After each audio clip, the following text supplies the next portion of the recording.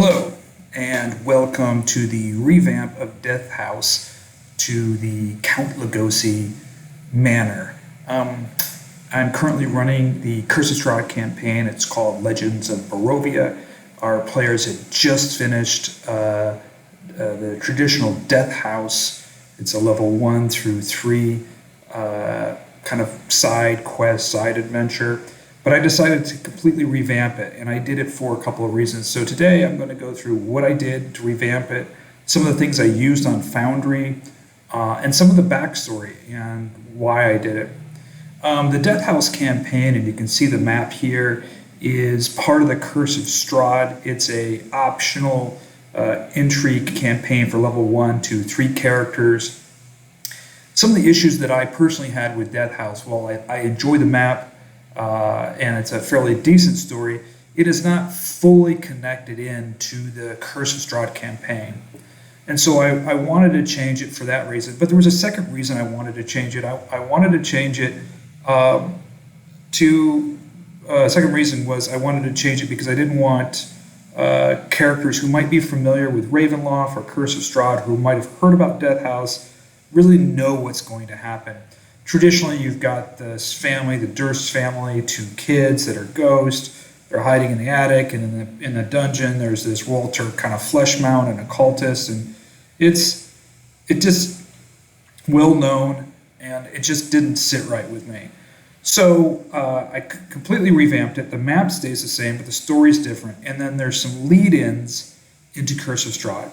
So first of all, I want to talk about what I did and kind of a tribute that I paid to that. And that comes from a little bit about the backstory of Curse of Strahd. So I want to talk a little bit about that. So Curse of Strahd, which was originally a Ravenloft module from 1983 or 84, I believe, which I played way back when, is loosely based on the Gothic story written by Bram Stoker's Dracula. And Bram Stoker's Dracula is loosely based on a real historical person, which is Vlad the Impaler. And so in my Discord channel, I put a little history in here. I thought it was kind of interesting.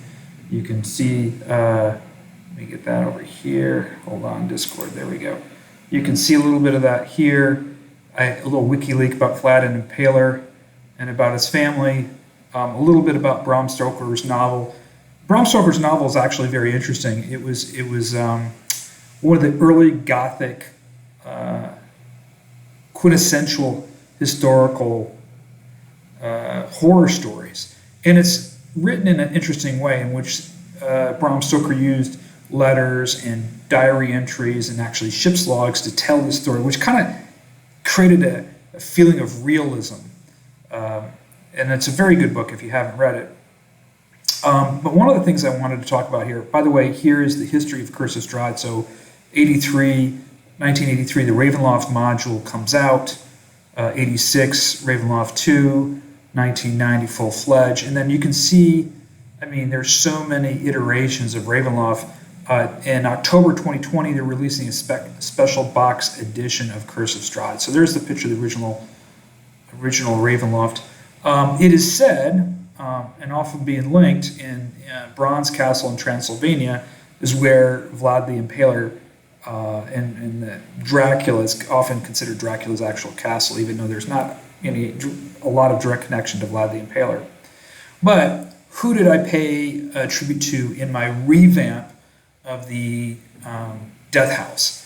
Was Bela Lugosi. Bela Lugosi was the actor who is best known for playing Count Dracula in the 1931 film Dracula. It pretty much set the scene and the stage for Dracula, and he just does a phenomenal job portraying Dracula. And it's just, if you haven't seen the movie, definitely see it. 1931. I am Dracula. So anyway, I paid tribute to Bela Lugosi. In fact, the manor's called Lugosi's Manor, Count Lugosi. The other actor who I paid tribute to is Boris Karloff. Boris Karloff is famous for acting as the Frankenstein monster. He was also in Bride of Frankenstein, Son of Frankenstein, as well as The Mummy. But if you've ever seen a picture or image of Frankenstein, he is set kind of similar to Bela Lugosi. He's portrayed the Frankenstein monster to such an iconic image that whether it's Halloween masks or pictures, it is to this day the image of Frankenstein that we all know and see is from Boris Karloff's rendition of Frankenstein in 1931. So Bela Lugosi is Dracula in 31, and obviously Boris Karloff. 2 movies you should definitely see. Just a little picture here. It's alive! It's alive! It's alive! It's alive!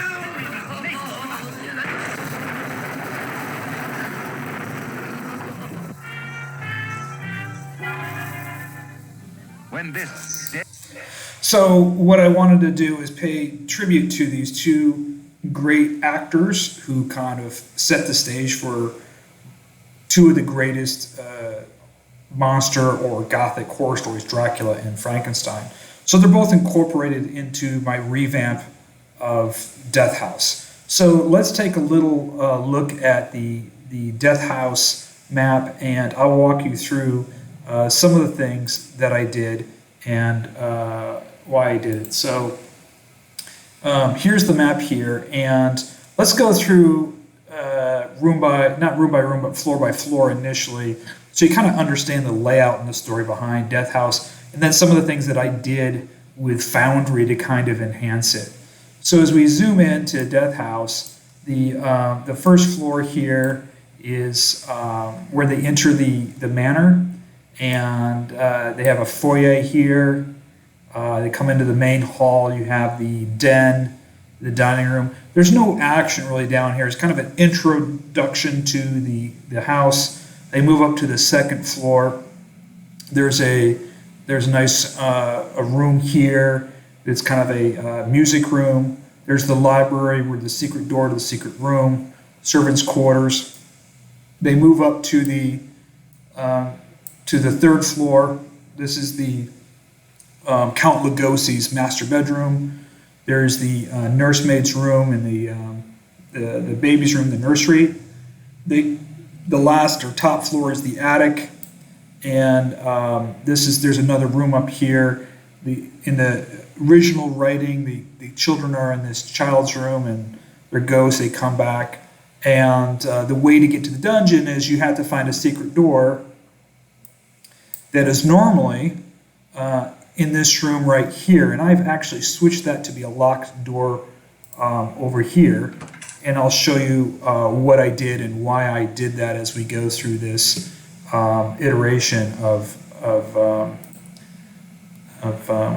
my version of Curse of Strahd. When you get down through there, you come into the basement or the dungeon or the crypt area, where they enter in here in this area. These are some crypts. This is kind of the cultist layer here. They come down to this room. I'll show you what I've done in here. I've changed this into part of the Frankenstein monsters room. This is another room in the traditional module. There's not a lot of action in here. There's a statue. This is I've turned into Count Lugosi's private chambers down below. You come in here, there's a dungeon here, and this is where the final encounter happens with Count Lugosi as Dracula, the vampire. In the original one, you've got a flesh mound, and Walter, this child's part of the flesh mound. So let's go through this from a character's perspective. I'll show you some of the things that I've done and some of the things that I would change going forward. I'm going to go ahead and take all my text and notes and my rewrites for the rooms, eventually put it into a PDF and make it available for people to download as well. But this will give you kind of a high-level perspective of the characters. I'm going to take one of our characters and walk through. I use a couple of modules in here that I think are really important to use. Well, the first module that's really important to use that I like is this multi-level transport for moving tokens in and out. And I'll show you how this works. But it makes maps like this where you have multiple floors and layers where the characters can easily move in and out. I also like to use the dynamic lighting. In this case, I use, you see here, let me just click on, you can see all the lights that I've put in here. But when I click on one of these lights, you can see what I've done. And if I scroll down, I use dancing lights, and I set these things to the fire type, gives a flickering feeling. So I want to set the mood. You can see that there's some bats flying around in the background. That's another effect that I've added, and you might be able to hear some of the music going on. So let's take a look at this from the character's perspective. I've got one of our characters from our campaign right here, so I'm just going to click on him. And I set everything to night, and even the characters that don't have dim vision, I gave them a little bit of dim vision because I really want the battle map as I'm telling this story to kind of set the mood in the stage. So I have some music going on in the background, which I'll turn up, you can hear a little bit, but it's a repeating kind of haunting sound going on. And our main character right here is going to go into the house here. So the first room is the foyer here, and you can see here, I already have the door open to the next room, so the light appears in here, but normally it wouldn't. And let me show you what I do here, and I think this really helps in telling the story, especially for people that are, DMs helping telling stories and using the Foundry system.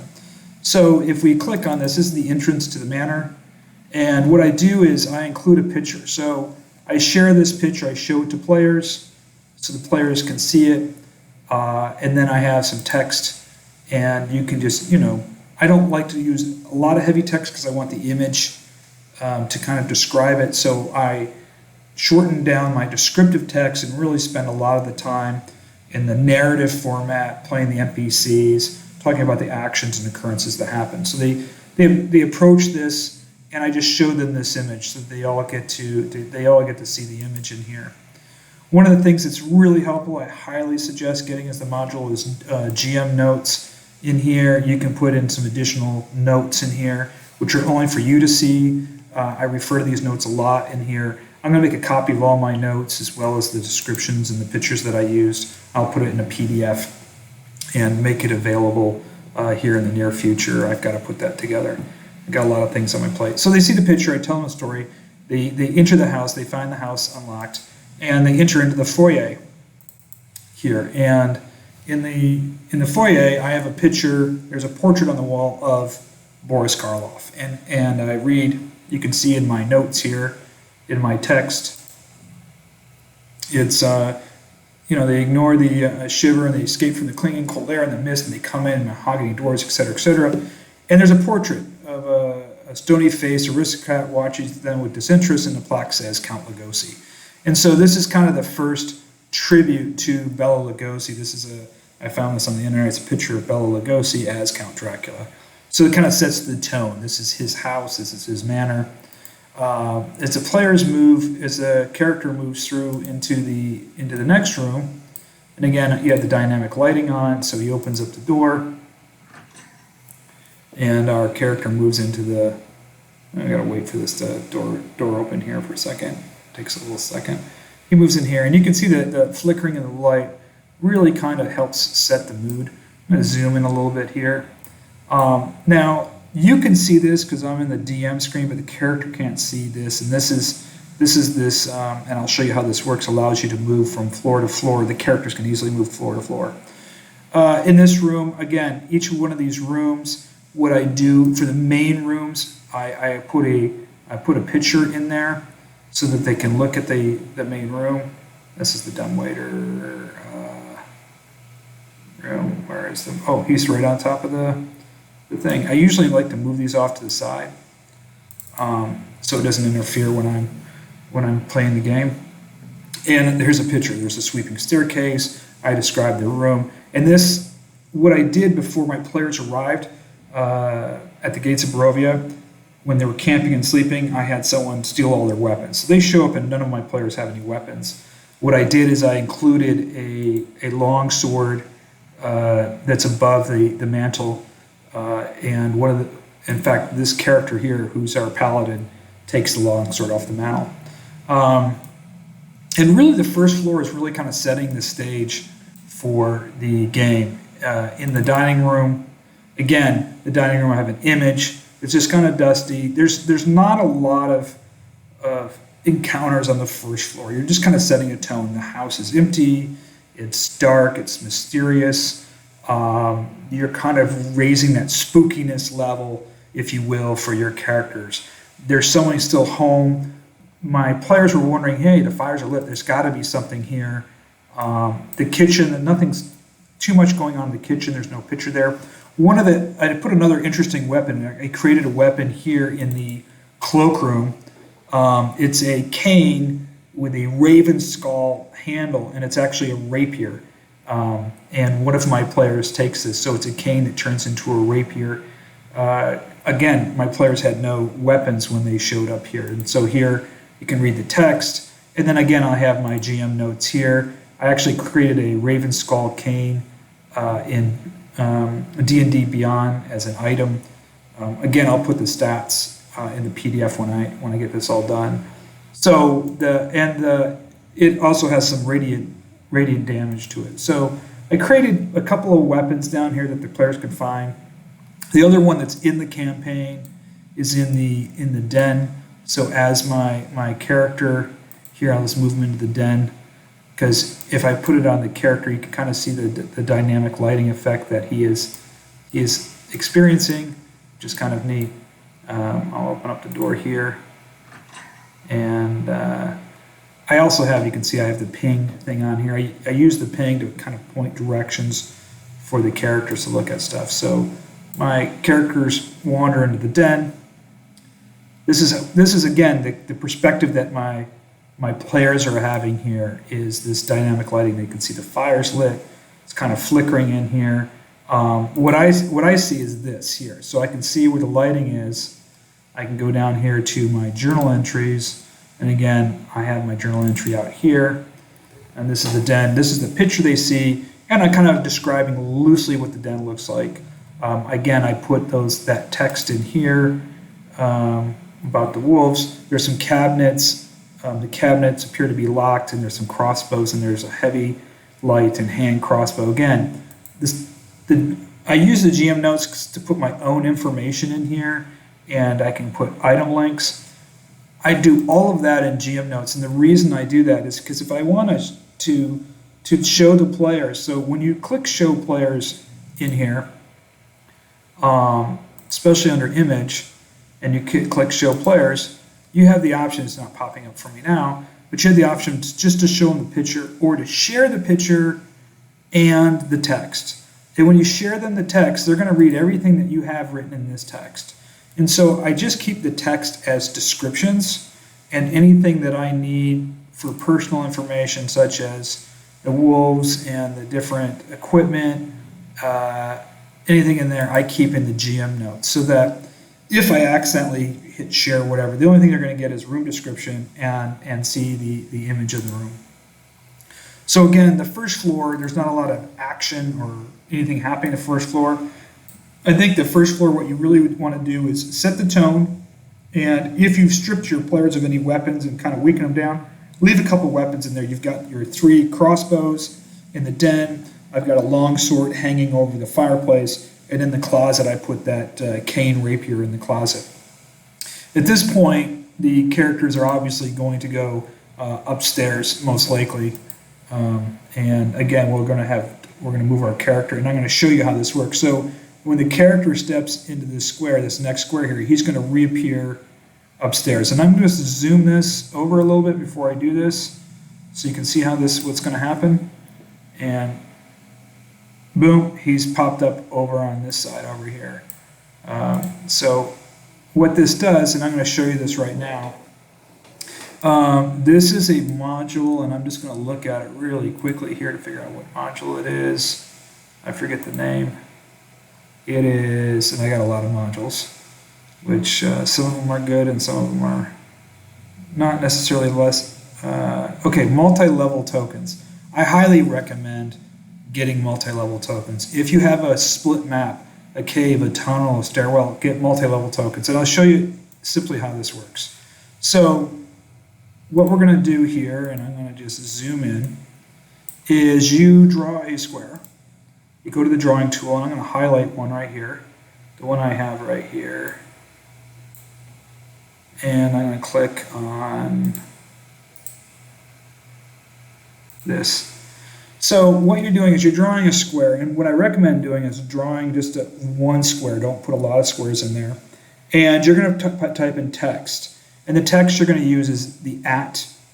And if you want them to come in and out of that stairs, if you want them to go up and down the stairs, you're going to do at, in, out, colon, and then you're going to use some kind of common word that's going to reference where this square, this transport, multi-level token transporter is going to take them. And I just wrote second, number 2 ND. And what you're going to do is where you want them to come out, you're going to draw another square, which I made mine unfortunately a little bigger than I probably should, over here, and it's going to read the second thing, the same thing, at and out, colon, second. And what this allows me to do now is my character here can easily, he's here, and he's going to go right back downstairs. Boom, now he shows up over here. He's downstairs, and he's going to go, hey, I'm going to go back upstairs, and boom, he's upstairs again. So this allows them on their own to be able to move upstairs and downstairs. It's a real simple, really good module to get. Highly recommend it to use that module. So let's talk a little bit about upstairs and some of the things I did here. I added some dynamic sound upstairs, which is really cool, and I'll show you what I did with that. But let's keep with the story. Upstairs, what I did was I wanted the characters, again, to get another weapon, and this is where I added a little element of surprise. So the characters are able to, there's 4 suits of armor. They can't use all the armor, but, and this is the image that I have, but there's a wolf helm that I made available to the characters, and they can take the wolf helm. Now, the wolf helm itself, if they put it on, it's cursed. And what it does is it makes the player attack the closest living person near them as long as the helm, and they have to roll a saving throw and try to remove the wolf helm. I have a little image here, the wolf helm. I'll show it to you, which I created it's in my resource section here. Let me get that up really quick. And there it is, resources. What I do in Discord, which I think is going to be really helpful for you as players, is create a resource section that has pictures in it and stories. So this resource section is what I post to when they find something of interest, letters and stuff like that, so they can always refer to it. So they find this magic, they detect magic on it, but they find this wolf helmet and they decide to put it on. Actually, they don't decide to put it on. Thankfully, they detected magic. But if they put it on, I have a stat block. It's a cursed helmet, and it causes them to attack the other players. So it's just a little interesting twist that I think is pretty fun to the game. So another tip, if you're using Discord, I create a channel called Resources. Here I just put in copies of the letters, copies of some things they find, and images. And this allows them to always go back, and they don't have to be logged into Foundry, but if they want to keep notes or they're doing stuff, allows them to go through here and find that information. So let's go back to the map again, and hold on here. Let me just turn this off. There we go. So our main character, the next area that they're going to enter most likely is the northern room. And what I did in the northern room, which is the library, and this is where you're going to get your first big clue in my version of the rewrite, and that is the letter. So they're going to go into the library, and you have the library here, and in the library, the character is going to find a letter. And what you can do with this, and this is an interesting idea. So I have the image in here again. Sorry, I don't know why I got the characters. Let me just, I know it's a little annoying there, so let me just close this for a second and click off. I don't know why the character stat block. I have this module and I don't know why it's doing this. It should go off. There it goes. Okay. It's another module I have, so when you hover over a character, it shows you what their armor class is and all that information. So here's the picture, and here's the text.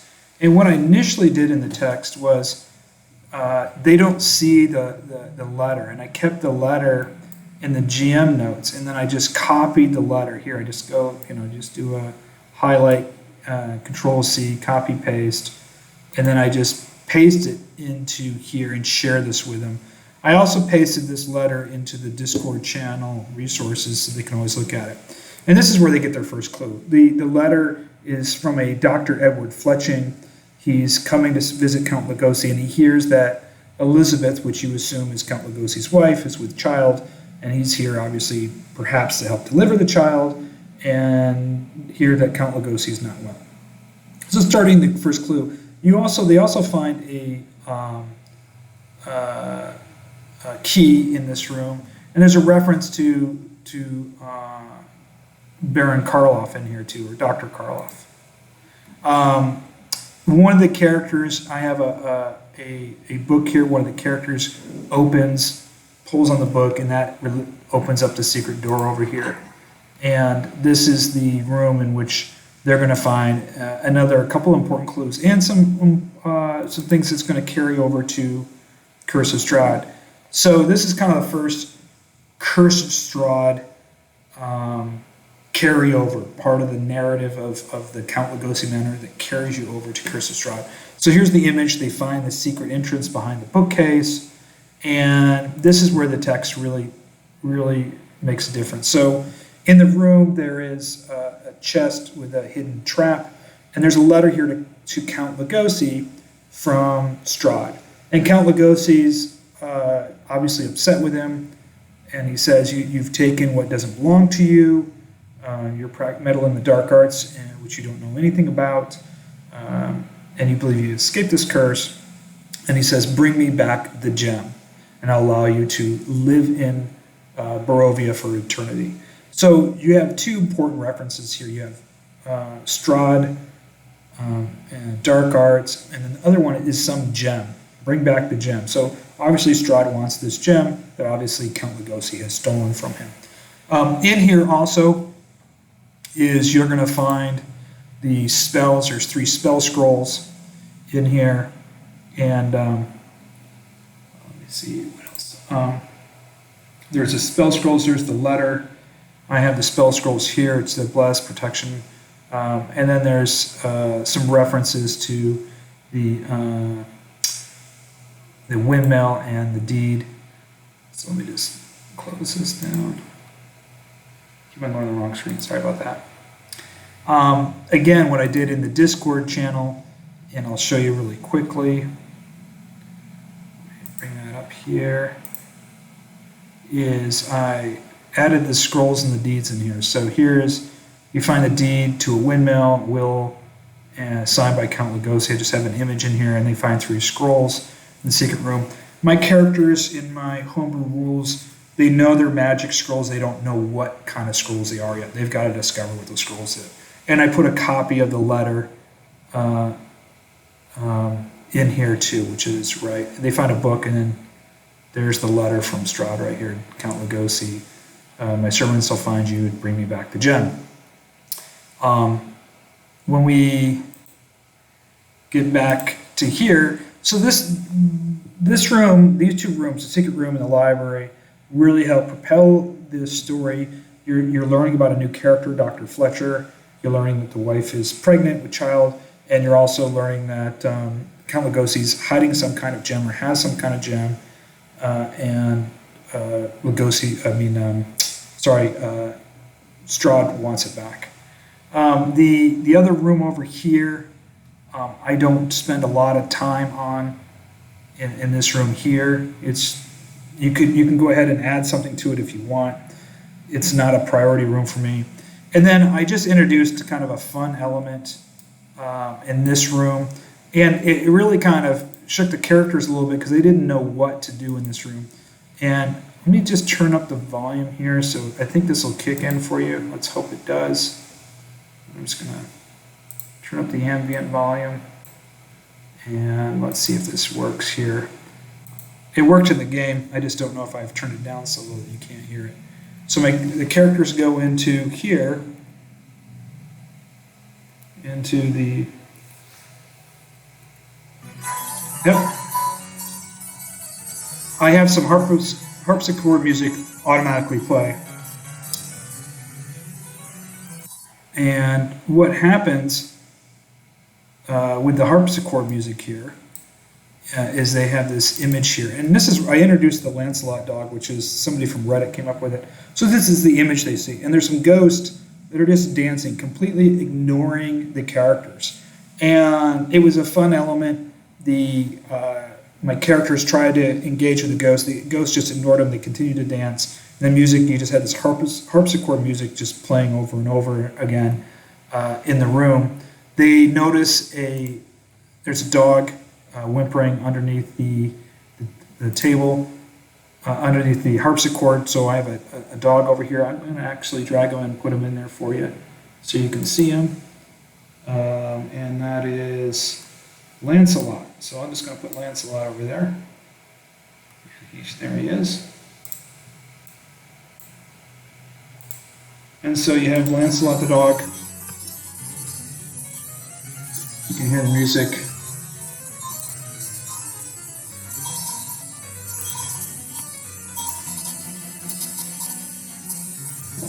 I don't know why it's so loud still.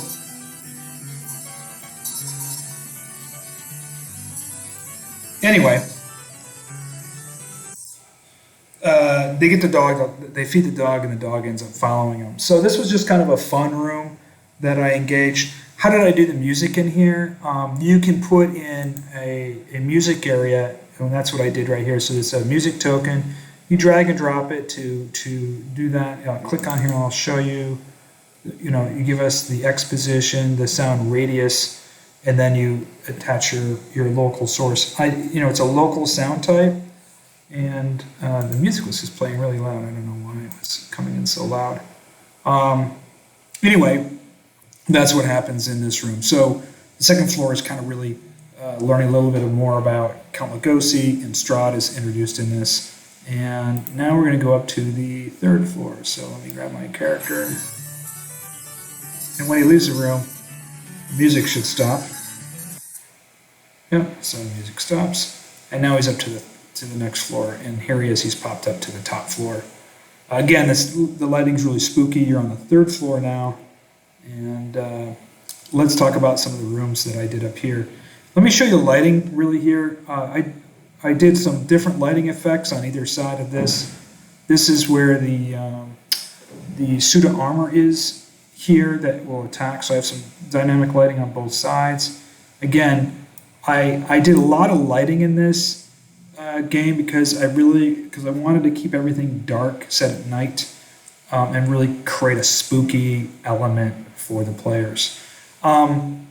This particular encounter up here, traditionally in the book, this is a counter from the actual Death House. It's a suit of armor. Instead of someone touching it, and I was having 6 players, and there's not a lot of room to navigate 6 players.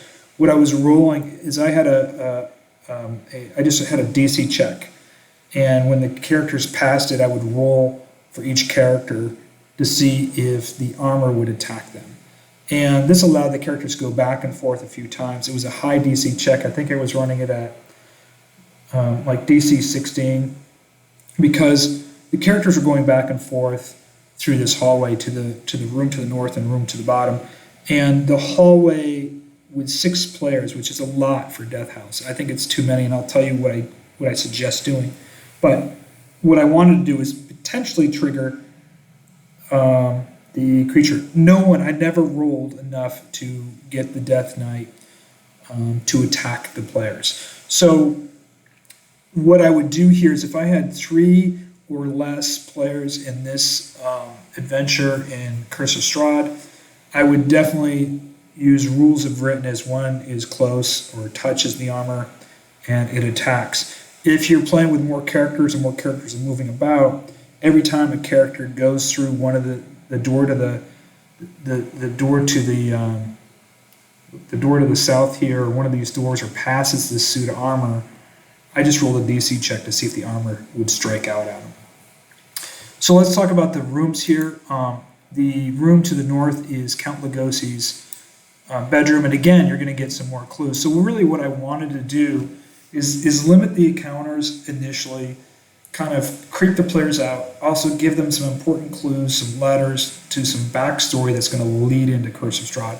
So this is the Count Lugosi's bedroom in the Manor, and what I did in here was there's not much in the bedroom per se, but there is a jewelry box, and I changed it. So here's give you the master bedroom first, the picture. And I always like to do this. I like to show a picture because then I can tell the story. So the characters are able to see an image. I can do the kind of a theater of the mind, a little bit of the storytelling. So this is the image. I'm telling a story about the room and a little bit. I don't go into heavy description in the room because I think the image really kind of sets that common frame of reference for all the players. I can describe a couple things in there, and it gives them the opportunity, instead of me spending so much time describing the room, they go, oh, I'm going to go to the fireplace, oh, I want to check under the bed. It gives them some ability to engage right away as soon as they enter the room.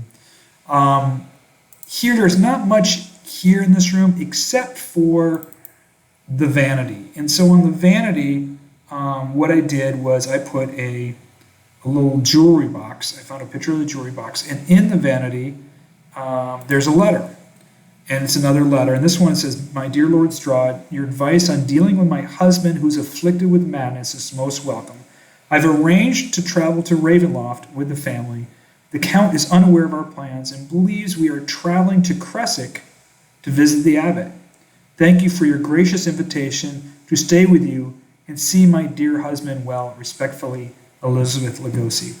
This letter was important because it gives you some references to the world of Barovia. You're mentioning here Ravenloft, and you're referencing Creswick, obviously 2 locations. You've introduced another NPC, the Abbot, and you've introduced kind of this feeling that maybe this Strahd guy is not such a bad guy, and the wife wants to help the husband out. So this letter, what I wanted to do in Death House, or my revamp of it, is introduce elements and locations that start providing clues and start creating a bigger backstory for the character. So now they know there's an abbot, they know there's some town named Creswick, they know there's this place called Ravenloft, and they're learning more and more about the history of Barovia. I put some loot items in here, some jewelry. You can feel free to put whatever you want to in here. I put a couple of gold rings and a brooch and stuff in there. So it's a way to give them a little bit of cash, since I took all their weapons away from them before they entered. So anyway, let's go to the other room here. Let's take our character and walk to the other room. As you can see, if you're familiar with I'm on the wrong thing here. If you're familiar with Death House, you can see that there's a lot of similarities to it. I just kind of rewrote a lot of the narrative.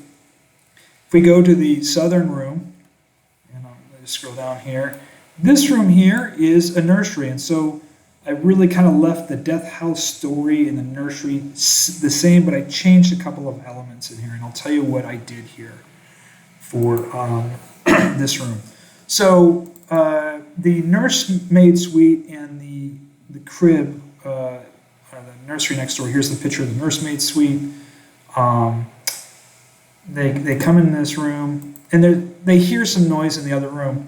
And what I like to do with I like to play little noises. So I have in Foundry I have a little thing with some sounds in it. And I think I have that one here. So again, I got this. So I got to click off the character. I use this module a lot. So here, the room's dusty. There's a door that leads to the balcony. It's not really important, but they hear like a little baby cry from the door to the east. And what you can do in Foundry, and I recommend doing it, is creating a playlist. I keep on clicking the wrong screen. My apologies. And so I have a playlist down here, the Manor stuff. And so I have I don't know if I have the baby in. No, I don't have the baby cry in here anymore. It is not in here right now. They do have the werewolf howl, which is nice to have. So I don't know if you can hear that right now. There we go. So anyway, what happens in this room is really what happens in the nursery, and let me show you what happens in the nursery here. So in the nursery, when they go into the nursery here, which is this here, is they see this ghost, and this is the image I use, and she's over the crib and she's like trying to hush this baby. And what they notice in the crib is just a skeleton of a child. And this is an encounter that I decided not to make a combat encounter. The ghost is completely not aware that she's a ghost. So they're surprised. There's a ghost of a woman leaning over a crib, whispering to a child. There's a skeleton of a baby. The ghost turns to the players and kind of shushes them, don't disturb the baby. Thinking the ghost is acting, does not realize it's a ghost, and thinking it knows who these characters are. And I role play this where it's a friendly encounter. She speaks fondly about Elizabeth and the child and avoids mentioning the count. She mentions Dr. Fletcher, who helped deliver the child, baby Bela. Again, these are references to Bela Lugosi. So the little girl's name, the skeleton infant, his name is Bela, and the son is named Boris. And again, Bela Lugosi and Boris Karloff. This is tributes paid to these actors. What I did to reveal the secret door to the attic is she just carries the baby in her arms and she walks through the mirror to the attic, and the secret door clicks open. I didn't want to spend one of the things that I didn't like about Death House is there's two secret doors in Death House, and reading about it, and I actually spoke to some DMs or chatted with some DMs. They said there's some instances where they're just not going to find it, and the one to the dungeon is a little absurd on the way you find it. You go to the kids are playing with a dollhouse, and you observe the dollhouse, and there's a room in the dollhouse. It doesn't seem like the room that just doesn't make a lot of sense to me. And so here she just carries this baby and she just walks through the mirror after she engages with the characters, and the mirror kind of clicks open and reveals the stair to this next floor, which is right here. And so this is a secret door. This gets revealed as the nurse kind of walks through the secret door. I don't spend too much with the bathrooms here. There's an encounter with a broom. I got rid of that. Another encounter. It's just kind of silly stuff. It's just, I didn't want to waste time in these small rooms. I really wanted to focus on some main rooms and progressing the narrative and the backstory of Curse of Strahd and leading them into Barovia. So we'll take our character, and he is now heading upstairs. So here we go. We're going to take him up. He's found the secret door, and he's going to go upstairs, and boom, he is now upstairs. And now he's in the attic. And what I did was in the attic, it looks like I got some of my players just logged in online, probably testing some of their stuff out. What I did in the attic here is I moved the locked door to the dungeon, I put it out here. Instead of in this room, it's supposed to be a secret door they find. I put the locked door right here. They see a huge lock. And the key, there's two locked doors. There's this locked door right here, which is not locked right now. I'll lock it. I think I locked it. There's a locked door right there, and then the other locked door is this door right here. They have one key. The key that they have from downstairs unlocks this door.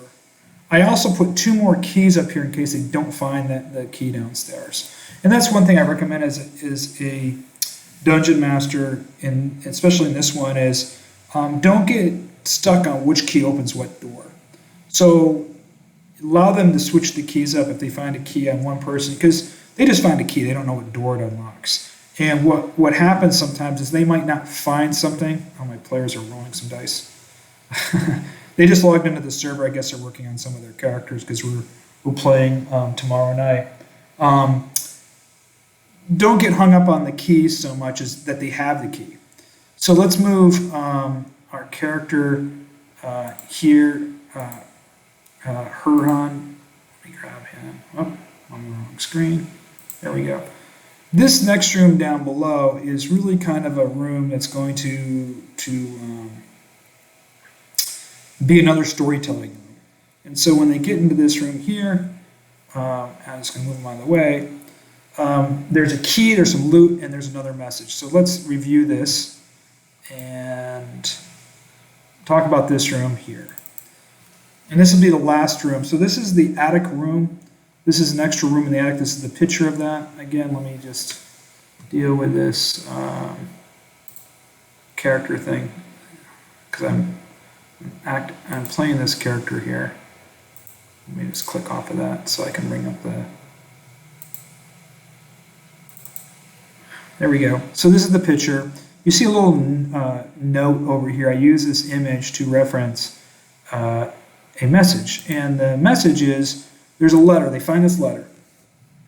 And the letter is to the nursemaid, the ghost of the nursemaid. And it says, I fear I no longer safe for my baby daughter Bella. A dark curse has befallen our house and family, and it's only a matter of time before my only daughter Bella succumbs to the darkness. Elizabeth is ill and resting. Dr. Fletcher will continue to look after my son Boris. Margaret, you have served me well, and I ask this one final act of mercy. Please take Bella to the village of Cressick. Seek the abbot, he will help you. Again, Cressick is mentioned, and the abbot. There, raise Bella as your own child, and never speak of the horrors that have befallen her family. You'll find 100 gold pieces in the leather bag to help you on your journey, and give tribute to the abbot of 20 gold pieces. Go and don't delay. Don't tell anyone who you are, or where you're going, or who Bella's parents are. Do not venture to the attic. Don't try to help. Leave now, Count Lugosi. What we learn from this letter is obviously the nursemaid didn't follow instructions. She went to the attic. She's obviously dead, and so is baby Bella. She's a ghost now. But again, we've mentioned the abbot and Cressick. So from two people's different perspective, there's this abbot in Cressick seems to be this safe place.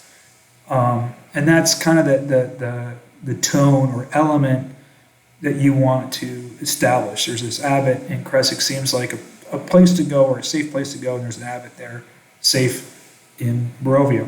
In Cressick, as you probably know, is on the other side of Barovia map from where they're entering in. So it's a long journey to get there, but you've kind of set a tone and a stage. There's also a key in this bag. So when they open up the bag, and again, I made a little loot item here. I'll click on it. I think I can click on it. Oh, I'm not on the... Wait, there we go. So in the loot, I use Loot Sheet, another module I highly recommend. I had a key in here in 100 gold. Just drag a copy of a key in 100 gold. Loot Sheet works very well for dropping down stuff on the map where characters can give access to the character here, where they can open up the bag, grab the loot, grab the treasure. And that's what I did. I just put the key in that in here. So, oh, it's still on here, it looks like. So let's go up to the next room. So there's two rooms that are unlocked, and usually what I find is players are going to go to the rooms that are unlocked first. You know, a locked door usually means that there's something behind it. You probably don't want to open it. you're going to face an encounter. So the first room that they run into is this room down here, and it's dark. There's no lights on in here, and the image or the story in this room is just kind of a storage room. Things are being covered in here, and I have this image, bunch of furniture and baskets and stuff that are covered. And there is a skeleton in the, there's a chamber, there's some furniture, sheets, there's a wooden trunk. That's all I said. They open up the wooden trunk, and there's an encounter here, and it's a skeleton in the encounter here. I don't know why the tab's not coming up. Well, maybe it is. Yeah, it's right here. So there's an inspection. If they inspect it and they succeed, they notice there's a trunk, and it's the family nursemaid. There's a skeleton that's been stabbed. They recognize the dress on the skeleton's the same dress as the ghost, and it's the nursemaid. She's been murdered somehow. And then I create the nursemaid. There's a knife, giving the opportunity for the players to have another weapon, and then in here the skeleton's going to attack. So this is an encounter for sure that you set up, that I have set up in here, and they're all set to dead right now. I think I can get one of the encounters to. Yeah, here's the skeleton right here. The skeleton's dead. Just a nursemaid skeleton. And I set it pretty low hit points. It was a pretty easy whack job, low armor class, low hit points. And it wasn't really just to create an element of surprise is what this was. You didn't want to kill your characters with this, but kind of freaked them out. They actually did jump. They were kind of like, holy crap, the skeleton came to life, and they were engaged. So the next room they go into is this room up above. And this room up above is a pretty creepy room, and I'm going to show you why. So let me just click off of what's going on here. There we go. This room at the top right here is where there's a body hanging from the ceiling, and the flesh is falling off the body. It's been, probably 8 months old, just hanging there, and it reeks pretty bad. And they notice a letter in the pocket of the corpse. There's a decaying corpse hanging from the rafters, and the letter reads here, "My dearest love, I wish I could escape this horror. I came to serve a friend who has ventured into madness. His wife has given birth to a beautiful baby girl named Bella.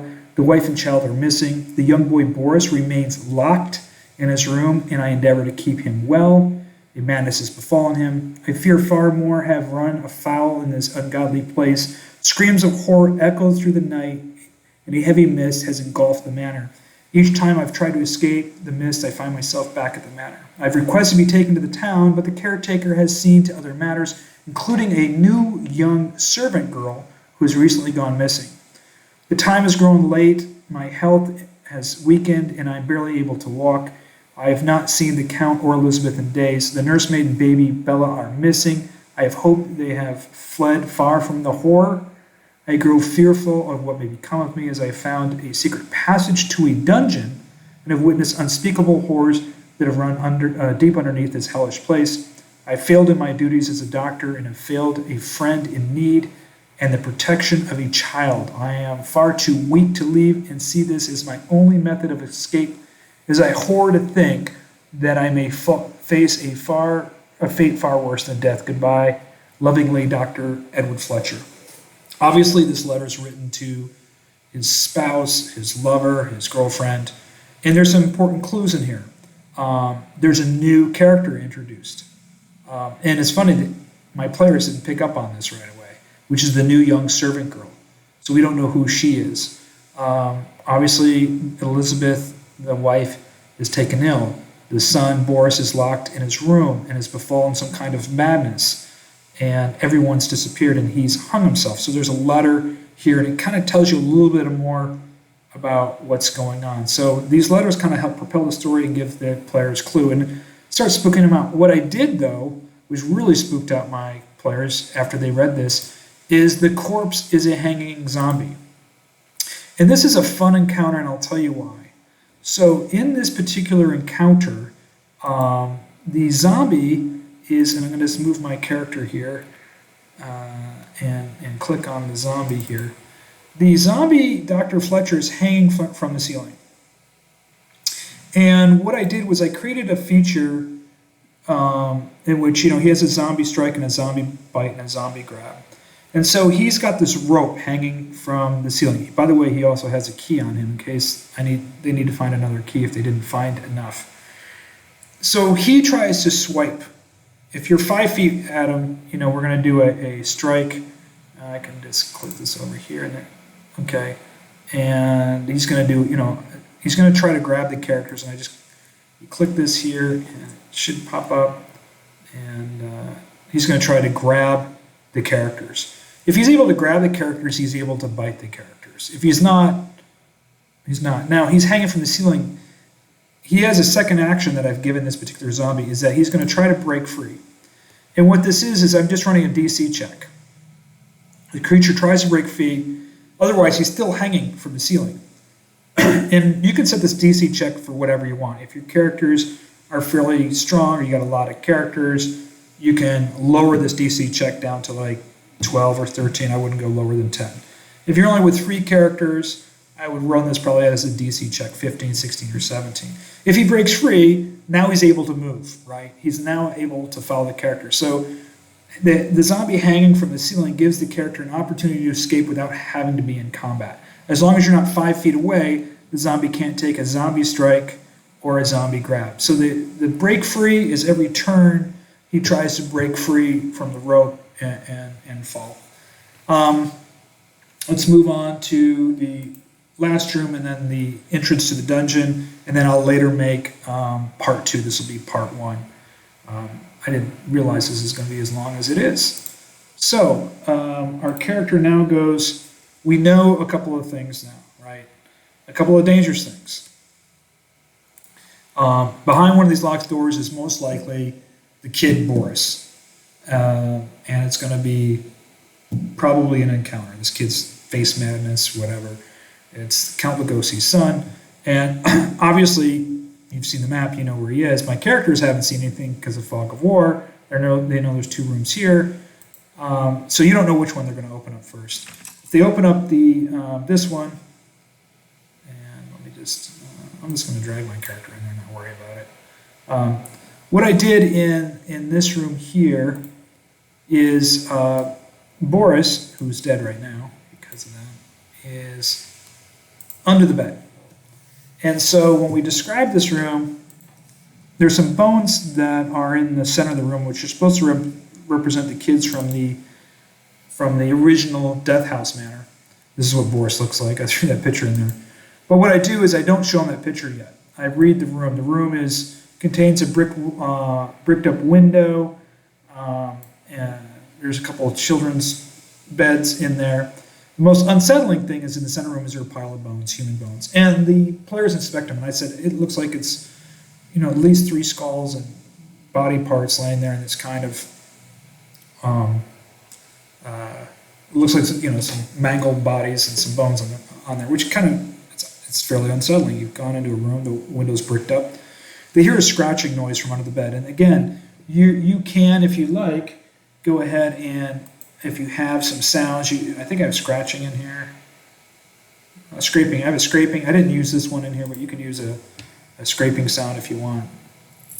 There you go. I think you can hear that there. But find a scratching sound, and it kind of adds an element to the storytelling. Boris is a vampire, and this was a really good encounter for the players. And when he pops out from underneath the bed, that's the image that I showed the players, and they're kind of freaked out. Now, in Barovia, my players in my particular campaign do not know what vampires are. So we talked a lot about metagaming before this. They've never run into vampires before, so they're not sure what a vampire is. So the characters did a really good job role-playing, seeing this kid who seemed to be a little crazy, not realizing the kid's a vampire, but there's some descriptions about the kid. His skin is kind of milky blue kind of, his eyes are distant. He's got sharp fangs. The Boris character here, and let me just click on him, is a vampire.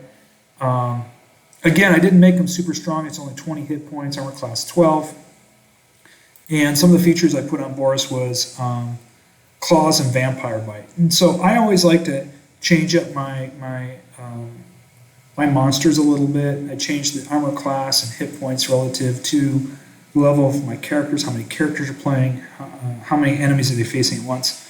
He does have the ability to spider climb, and he did that in this case. The claw attack is pretty weak here. It's a damage slashing of 5, but the vampire bite is he gets to replace some of his hit points here, and he only did 2 piercing damage. He gets 2 attacks. That's a 1d4. He regenerates some health each turn, and he spider climbs. Now, in this case, Boris spider climbed. My players were over here. He spider climbed over the top of the players, and I think the cleric cast Guiding Bolt and literally blew the vampire apart, and just blood splattered everywhere. It was a pretty violent end to this poor child. Anyway, the last door is this door here, and that leads our characters down to the basement. One of the keys opens that, and when they enter here, again, I used one of those transporters, and boom, they're bang right down there in the dungeons. And I'm going to stop that here. So we've done the top level floors. Again, the first floor is just kind of setting a tone. I wouldn't do anything really in the first floor too much. One thing about the nice thing to think about of the first floor is if your characters have arrived at Death House, just coming into Barovia, they're tired, they haven't had a long rest yet. The first floor, without any encounters, gives them an opportunity to do a short rest. It's a good idea if your characters need one. You could always throw in a random encounter on the first floor if your characters are beefed up and you want to shock them a little bit. If you decided to remove some of the weapons, like I did, all their weapons, they no longer had access to their weapons. So the first floor, I introduced 2 weapons for the players. Let me just move it. Let me just. I'm on the wrong screen. That's why. So the first floor was kind of a warm-up floor. The second floor, there was 2 important clues leading to the backstory: the letter of Dr. Fletcher, the letter from Strahd, something about a gem, which is important. The second floor, they have a possible encounter, which they didn't trigger. The nursemaid encounter was really more of helping them lead them up to the attic. There was another letter and clue in the master suite. So the 3 floors, there's really no encounters. They have a possibility of 1 encounter. It's the attic, which I put in 3 different encounters, which is the skeleton popping out of the trunk, which is obviously dead nursemaid. Boris, the vampire kid, which is the son of Count Lugosi, and the hanging zombie doctor in the room, Dr. Fletcher, who's a zombie who has this mechanism to try to break free. The players did kill the zombie before he broke free in this, so he didn't break free, and they were able to kill him. They ended up killing all 3. They never triggered the monster. So I will do part 2 will be the dungeons and the crypt and what we did on there, including the final encounter with Count Lugosi. If you enjoyed this video, if you thought it was helpful, please like it, please subscribe. I'll be making more videos. If you're interested in following Legends of Barovia, our campaign, there's some backstories that I've made, video backstories of each of our character groups. We're going to be starting to recording live streaming on YouTube, session 4. That's every Thursday, 6 p.m. UTC +1 time. That's European time. And also, I am currently about ready to launch my own role-playing game based on 5e open gaming license called Destiny. I put a philosophy video up on that as well. So please like my video, please subscribe, leave some comments down below. If you have any questions about Foundry or some of the things I did, I'm happy to respond. And thank you again for watching, and stay tuned for part 2.